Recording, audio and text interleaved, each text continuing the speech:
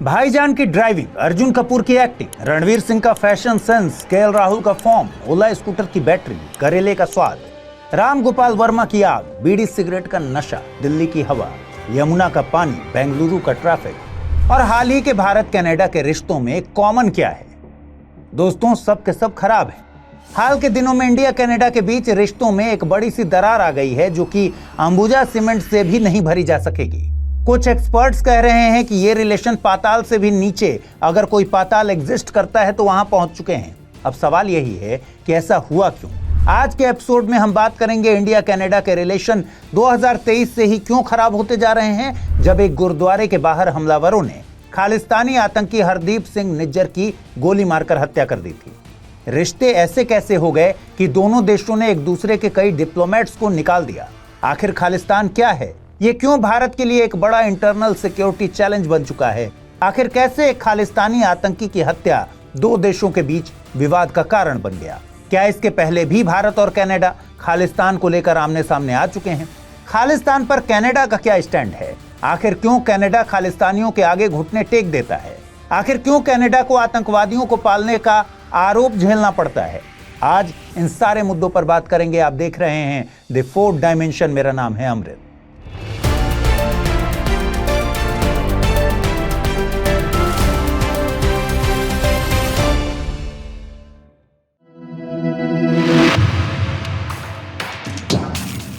दोस्तों, आगे बढ़ने से पहले हम खालिस्तान के कॉन्सेप्ट को समझ लेते हैं। हालांकि इसे समझने के लिए थोड़ा अतीत में जाना होगा। आजादी के पहले भारत में 3 व्यक्ति थे जो अपने अपने समाज के हित के लिए किसी से भी भिड़ने को तैयार रहते थे। एक थे मोहम्मद अली जिन्ना, दूसरे थे भीमराव अंबेडकर और तीसरे थे मास्टर तारा सिंह। तारा सिंह ने पहली बार सिखों के लिए अलग राज्य की मांग की थी। ब्रेन केट ने अपनी किताब the Nations tortured body, violence, representation and the formation of A Sikh diaspora में यह बताया कि एक अलग सिख राज्य की मांग 1930 के दशक में शुरू हुई, जब भारत में ब्रिटिश शासन अपने अंत के लगभग 2 दशक करीब था। वहीं जॉर्जियो शनी अपनी किताब Sikh nationalism and identity in a global age में बताते हैं कि खालिस्तान शब्द सबसे पहले डॉक्टर वीर सिंह भट्टी के द्वारा गढ़ा गया था। डॉक्टर भट्टी ने मुस्लिम लीग के लाहौर प्रस्ताव के जवाब में खालिस्तान नामक एक पम्फलेट में एक अलग सिख राज्य की बात उठाई थी। डॉक्टर भट्टी ने एक अलग सिख राज्य की मांग इस तर्क को आधार बनाकर उठाई कि पाकिस्तान का बनना अवश्यम भावी है। पाकिस्तान आज नहीं तो कल तो बनेगा ही, और पाकिस्तान बनेगा एक इस्लामिक स्टेट। और इतिहास गवाह है कि मुसलमानों और सिखों के ऐतिहासिक रिश्ते अच्छे नहीं थे। डॉक्टर भट्टी मानते थे कि एक इस्लामी स्टेट का सिख धर्म के मानने वालों के खिलाफ शत्रुता होने की संभावना होगी। यानी डॉक्टर भट्टी कुल मिलाकर धार्मिक रूप से पाकिस्तान का मुकाबला करने के लिए खालिस्तान बनाना चाहते थे। फिर 1946 में अकाली दल ने भी ब्रिटिश सरकार से कहा था कि एक संप्रभु सिख राष्ट्र को स्वीकार किए बिना मुसलमानों को पाकिस्तान नहीं दिया जाना चाहिए। देखिए, 1947 में जब भारत और पाकिस्तान का बंटवारा हुआ तब पंजाब का भी बंटवारा हुआ। एक पंजाब पाकिस्तान ले गया और एक आ गया भारत में। इसके बाद अकाली दल ने सिखों के लिए अलग राज्य की मांग और तेज कर दी, लेकिन भारत सरकार ने एक अलग सिख राष्ट्र बनाने की बात नहीं मानी, क्योंकि धर्म के आधार पर बंटवारे में खून की नदियां बहती हुई सबने देखी थी। लेकिन सिखों ने अपनी मांग जस की तस रखी और इसके बाद शुरू हुई पंजाबी सूबे की मांग। आजादी के बाद पंजाबी सूबे की मांग पहली बार अप्रैल 1948 में शिरोमणि अकाली दल के मास्टर तारा सिंह ने उठाई। पंजाबी सूबा आंदोलन पंजाबी भाषी सिखों द्वारा शुरू किया गया एक राजनीतिक आंदोलन था। मांग थी पूर्वी पंजाब में पंजाबी बोलने वालों के लिए एक अलग राज्य बनाया जाए। ये कुछ वैसा ही था जैसा उस समय भाषा के आधार पर आंध्र प्रदेश की मांग थी। बहरहाल, इस आंदोलन का रिजल्ट ये रहा कि 1966 में पंजाब के 3 टुकड़े हो गए। सिखों के लिए बना पंजाब, हिंदी बोलने वालों को मिला हरियाणा और तीसरे हिस्से को दोनों राज्यों के लिए कॉमन राजधानी बना दिया गया, यानी चंडीगढ़। लेकिन इससे भी सिख नेता पूरी तरह सेटिस्फाई नहीं हुए। ये दिल मांगे मोर वाली भावना अंदर ही अंदर कुलबुला रही थी। बाद में पंजाबी सूबे आंदोलन के नक्शे कदम पर ही चलने वाला एक बड़ा आंदोलन बना खालिस्तानी आंदोलन, यानी सिखों की पवित्र शुद्ध जमीन।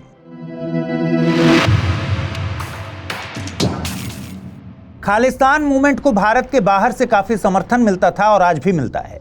इसी सिलसिले में नाम आता है दविंदर सिंह परमार का। ये 1954 में लंदन चले गए थे।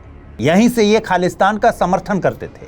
इन्होंने 70 के दशक में बर्मिंघम में खालिस्तानी झंडा फहराया था। इसके बाद जगजीत सिंह चौहान कहानी में आते हैं। 1966 में राज्य पुनर्गठन होने के बाद 1969 में पंजाब में विधानसभा चुनाव हुए थे। जगजीत सिंह चौहान टांडा विधानसभा सीट के प्रत्याशी थे। ये चुनाव हार गए। इसके कुछ साल बाद जगजीत सिंह चौहान ब्रिटेन चले गए और यहाँ ये परमार से मिले और लंदन में एक प्रेस कॉन्फ्रेंस में औपचारिक रूप से खालिस्तान आंदोलन को शुरू किया। इसके अलावा भी जगजीत सिंह ने कई काम किए। 1971 के भारत पाकिस्तान युद्ध के बाद पाकिस्तानी नेता चौधरी जहूर इलाही ने और जनरल आगा मोहम्मद याहिया खान ने जगजीत को पाकिस्तान इनवाइट किया। यहाँ जगजीत सिंह ने एक स्वतंत्र सिख राज्य के कॉन्सेप्ट को खूब फैलाया और पाकिस्तानी मीडिया ने इसे इंटरनेशनल कवरेज दिया। अब पूरी दुनिया को खालिस्तान की मांग के बारे में कुछ कुछ पता चलने लग गया। उसी समय जगजीत पाकिस्तान के प्रधानमंत्री जुल्फिकार अली भुट्टो से भी मिले।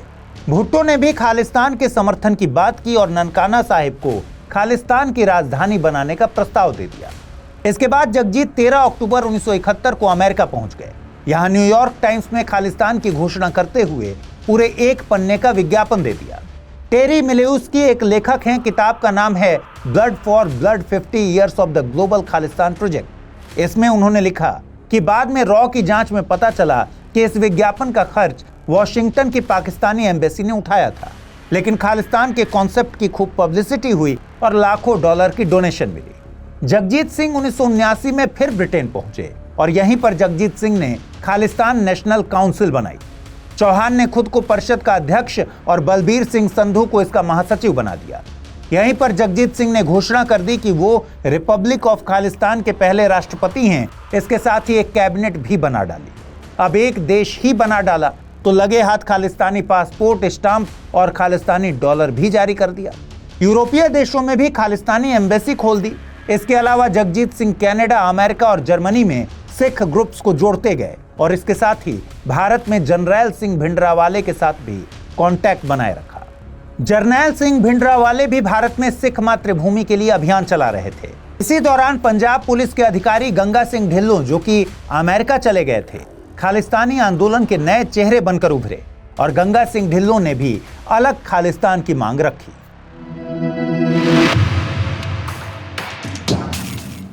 इधर 1972 के पंजाब चुनावों में अकाली दल हार गया था। जनता में अपने एग्जिस्टेंस को जस्टिफाई करने के लिए पार्टी ने 1973 में पंजाब को और अधिक अधिकार, स्वायत्तता देने की मांग रख ली। इस मांग को आनंदपुर साहिब प्रस्ताव कहा जाता है। इस प्रस्ताव में धार्मिक और राजनीतिक दोनों मुद्दे शामिल थे। जैसे इसमें सिख धर्म को हिंदू धर्म से अलग धर्म के रूप में मान्यता देने की बात थी। इसके अलावा चंडीगढ़ और कुछ अन्य क्षेत्रों को पंजाब में शामिल करने की बात थी। इसके अलावा रावी, ब्यास और सतलुज नदियों से निकलने वाली नहर के पानी के रीडिस्ट्रीब्यूशन की भी बात थी, क्योंकि ये नहर पंजाब, हरियाणा और राजस्थान तक पानी पहुंचाती थी, लेकिन इसके पानी में पंजाब का केवल 23% हिस्सा था। इन सब के अलावा इस प्रस्ताव में एक बहुत बड़ी बात थी। इस प्रस्ताव में राज्य के मामले में केंद्र की कम दखलंदाजी करने की मांग थी। जैसे इस प्रस्ताव में यह लिखा था कि केंद्र सरकार सिर्फ रक्षा, विदेश नीति, संचार और मुद्रा जैसे मामलों को देखे, बाकी दूसरे सभी मामले राज्य सरकार के लिए छोड़ दे। हालांकि इस प्रस्ताव में अलग सिख देश की बात नहीं की गई थी। प्रस्ताव को कुछ ही समय में तवज्जो मिलना बंद हो गया, लेकिन एक दशक बाद अगस्त 1982 में अकाली दल के नेता एच.एस. लोंगोवाल, प्रकाश सिंह बादल और जरनैल सिंह भिंडरावाले ने प्रस्ताव को लागू करने के लिए हाथ मिलाया। हजारों लोग इस आंदोलन में कूद गए, क्योंकि लोगों को लगा कि यह आंदोलन नहर के पानी में हिस्से और चंडीगढ़ को पंजाब में वापस शामिल करने जैसी मांगों का सॉल्यूशन है। कुल मिलाकर सिख प्रवासियों के फाइनेंशियल और पॉलिटिकल सपोर्ट के साथ खालिस्तान आंदोलन भारत के पंजाब में फला फूला। लेकिन इतिहास की सिर्फ एक घटना के कारण खालिस्तान आंदोलन ग्लोबल पॉलिटिकल कैनवस पर स्ट्रांगली दिखने लगा। यह था 1984 का ऑपरेशन ब्लू स्टार।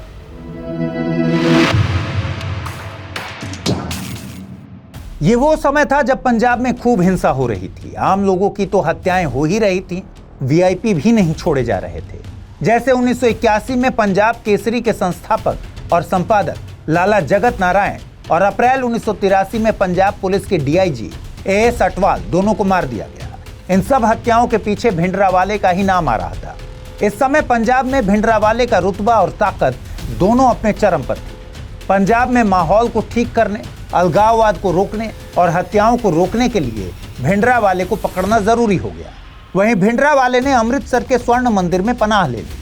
भिंडरावाले के पास थी आधुनिक हथियार समेत तमाम असला बारूद। इसने स्वर्ण मंदिर को एक किला बना दिया। इस समय केंद्र में इंदिरा गांधी की सरकार थी। भिंडरावाले को रोकने के लिए सरकार ने 1984 में ऑपरेशन ब्लू स्टार चलाया। इस ऑपरेशन के commander major general K S. Brar थे। 1 जून को सेना ने स्वर्ण मंदिर को घेर लिया और 6 जून को भिंडरावाला मारा गया। इसके बाद देश की राजनीति को हिला डालने वाली एक और घटना हुई। 31 अक्टूबर 1984 यानी ऑपरेशन ब्लू स्टार के 4 महीने बाद ही प्रधानमंत्री इंदिरा गांधी की हत्या कर दी गई। हत्या उनके ही 2 सिख बॉडीगार्ड्स सत्यंत सिंह और बेअंत सिंह के द्वारा की गई। इंदिरा गांधी की हत्या के बाद देश भर में सिख विरोधी दंगे भड़क उठे। अब सिखों को पकड़ पकड़ के मारा जाने लगा। सरकारी आंकड़ों के मुताबिक सिर्फ दिल्ली में ही 2733 सिखों की हत्या कर दी गई थी। इस पागलपन को रोकना बहुत जरूरी था। इसलिए जब राजीव गांधी प्रधानमंत्री बने तब 1985 में राजीव गांधी और लोंगोवाल ने सिखों की हत्याओं को रोकने के लिए और लॉ एंड ऑर्डर को दुरुस्त करने के लिए एक शांति समझौते पर हस्ताक्षर किए। पर अलगाववादियों और उग्रवादियों को यह शांति समझौता मंजूर नहीं था। कट्टरपंथियों ने लोंगोवाल की भी हत्या कर दी। 1984 से 1995 के बीच पंजाब में उग्रवाद चरम पर रहा। उग्रवादियों ने ऑपरेशन ब्लू स्टार और भिंडरावाले की मौत का बदला लेने के लिए निर्दोष सुरक्षा एजेंसियों और हिंदुओं को निशाना बनाया। लेकिन अभी कट्टरपंथियों का बदला पूरा नहीं हुआ था। 23 जून 1985 को एयर इंडिया की फ्लाइट 182 को हवा में ही बम से उड़ा दिया गया। यह फ्लाइट कनाडा के मॉन्ट्रियल से लंदन जा रही थी। इस हमले में सभी 329 यात्रियों और क्रू मेंबर्स की मौत हो गई। मरने वालों में दर्जनों बच्चे भी थे। बब्बर खालसा ऑर्गेनाइजेशन ने इस हमले की जिम्मेदारी ली थी। इस हमले को भिंडरावाले की मौत का बदला बताया गया। इस घटना ने बता दिया कि कनाडा में खालिस्तानी आतंकवाद का प्रभाव बढ़ रहा है। फिर 10 अगस्त 1986 को ऑपरेशन ब्लू स्टार में अहम भूमिका निभाने वाले पूर्व सेना प्रमुख जनरल ए.एस. वैद्य की हत्या हो गई। इसकी जिम्मेदारी खालिस्तान कमांडो फोर्स ने ली। फिर 31 अगस्त 1995 को पंजाब के सीएम बेअंत सिंह की भी हत्या कर दी गई।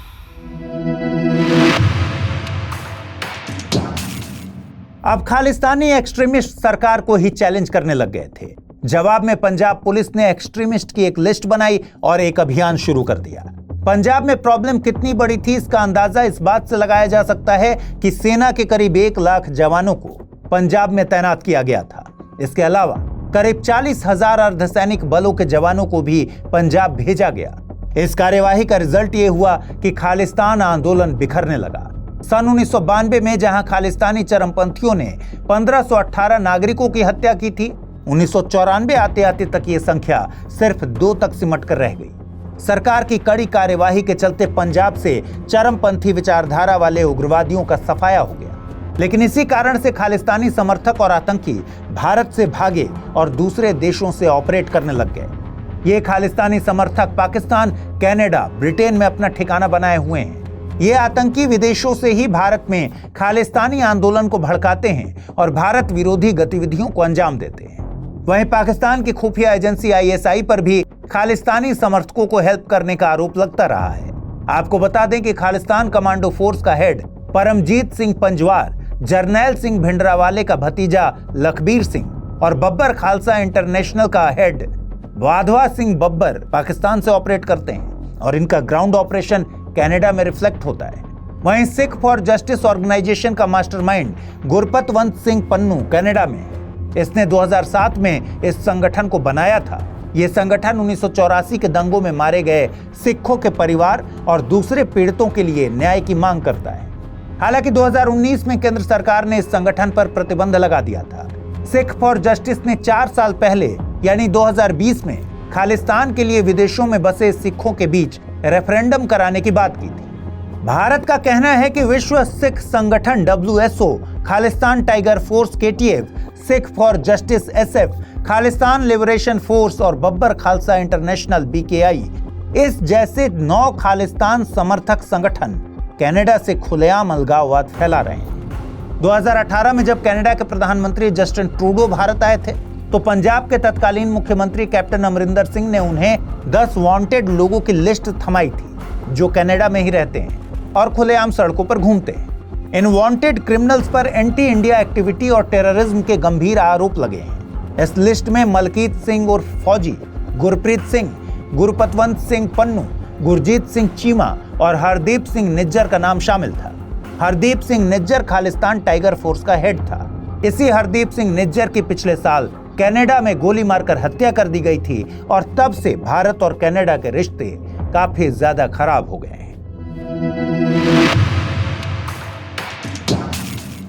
भारत कनाडा के बीच खालिस्तान को लेकर हालिया विवाद कोई नई बात नहीं है। 1982 में भी भारत और कनाडा खालिस्तान के मुद्दे पर मनमुटाव कर बैठे थे। उस समय भारत की प्रधानमंत्री थी इंदिरा गांधी और कनाडा के पीएम थे पियरे ट्रूडो। ये अभी के कनाडा के पीएम जस्टिन ट्रूडो के पिताजी थे। विवाद था एक खालिस्तानी सपोर्टर और आतंकी तलविंदर सिंह के प्रत्यर्पण का। तलविंदर सिंह ने पंजाब पुलिस पर हमला किया था और उस हमले में 2 जवान शहीद हो गए थे।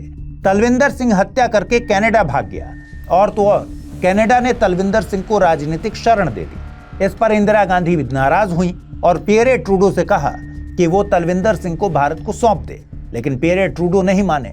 इसके अलावा 1982 में ही सुरजन सिंह गिल ने वैंकूवर शहर में खालिस्तान सरकार इन एक्साइल का गठन किया था। कनाडा में ही एक खालिस्तानी पासपोर्ट और मुद्रा भी जारी की थी। कनाडा ने कुछ भी नहीं किया। इसके बाद 2002 में कनाडा की एक मैगजीन ने भी एंटी इंडिया सेंटिमेंट्स को बढ़ावा दिया। मैगजीन का नाम था सांझ सवेरा।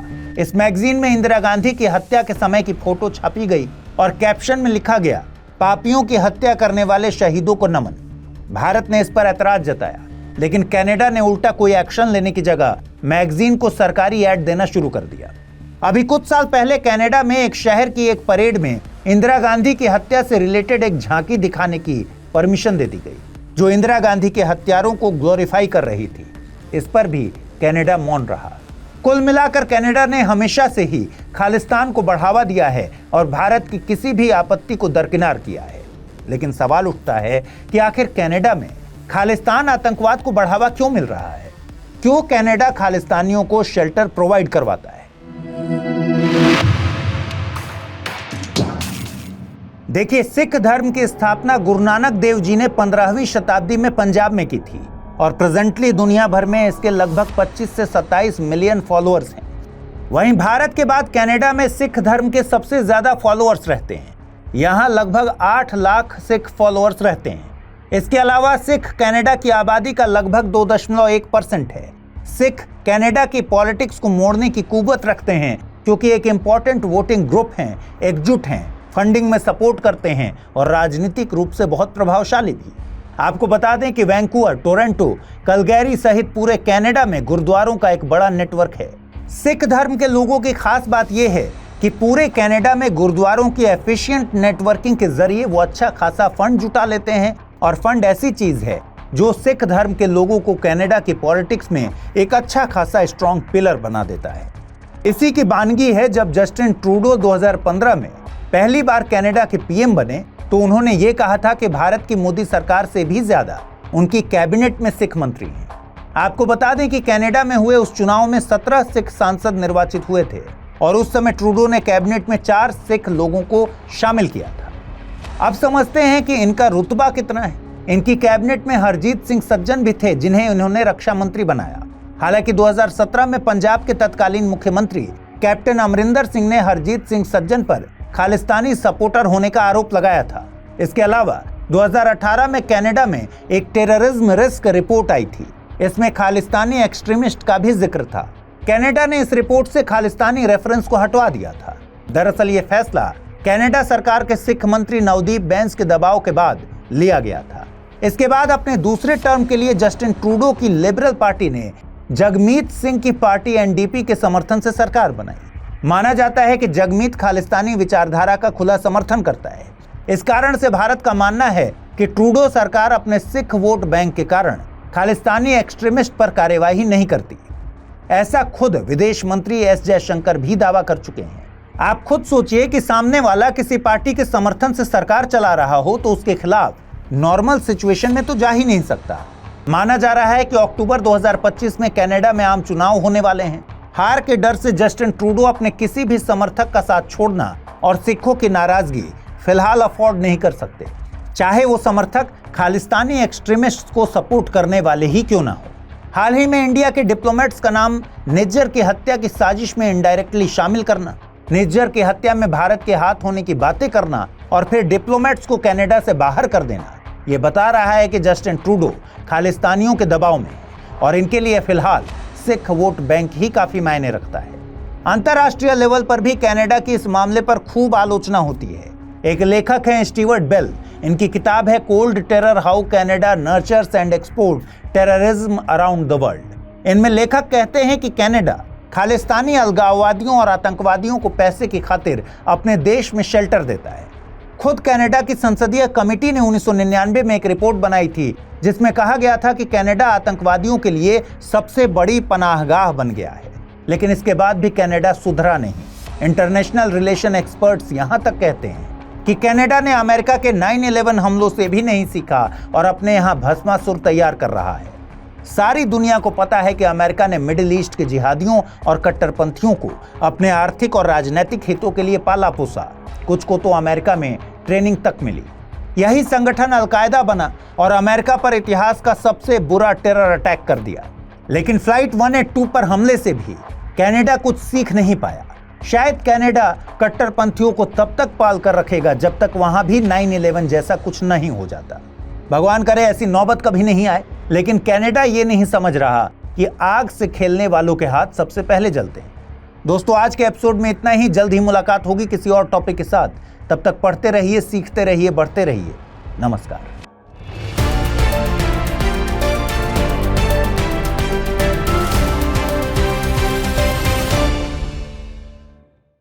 हिंदी में यूपीएससी की तैयारी से संबंधित प्रोग्राम्स को देखने के लिए सब्सक्राइब करें स्टडी IQ IAS हिंदी।